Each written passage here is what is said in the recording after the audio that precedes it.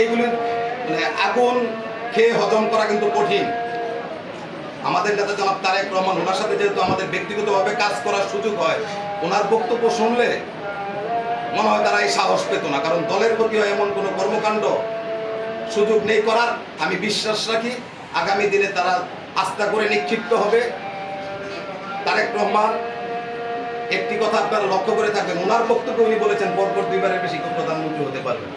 তার মানে কিন্তু ওনার ইচ্ছা হচ্ছে যে দুইবারের মধ্যে যদি উনি রাষ্ট্র পরিচালনার দায়িত্ব পান, এর মধ্যে দিয়ে উনি জনগণের মধ্যে ওনার বাবা যে 4 বছর 5 বছর রাষ্ট্র পরিচালনা করে আজকে পর্যন্ত জনগণের হৃদয়ে তার নাম ধারণ করাতে পেরেছেন, ওই রকম কর্মকাণ্ড উনি করার জন্য মানসিক প্রস্তুতি কিন্তু ওনার আছে।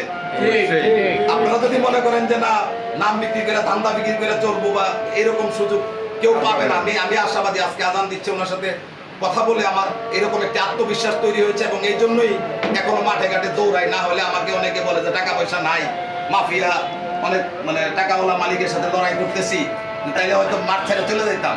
ওই আত্মবিশ্বাস থেকে কিন্তু এখনো লড়াইয়ের মাঠে আছি যে টাকা এখানে নির্ধারক হবে না, নির্ধারক হবে দলের প্রতি কমিটমেন্ট, জনগণের প্রতি যেই ভালোবাসা বিশ্বাস, সেই আস্থা বিশ্বাস তৈরি করার কর্মকাণ্ডে আমি আছি। ইনশাল্লাহ আপনাদের দোয়া ভালোবাসা থাকলে আমাদের দল ইনশাল্লাহ আগামী দিনে সফল কাম হবে এবং আমি আপনাদের পাশে থেকে আপনাদেরকে নিয়ে এলাকা এবং এলাকার মানুষের জন্য কাজ করতে পারবো, এটা আমার আত্মবিশ্বাস আছে। সকলকে আবারও ধন্যবাদ জানিয়ে আমি আমার বক্তব্য শেষ করছি।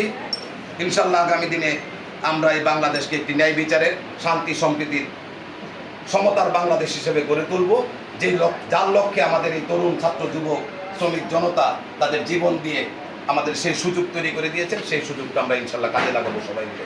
সকলকে ধন্যবাদ। আসসালামু আলাইকুম।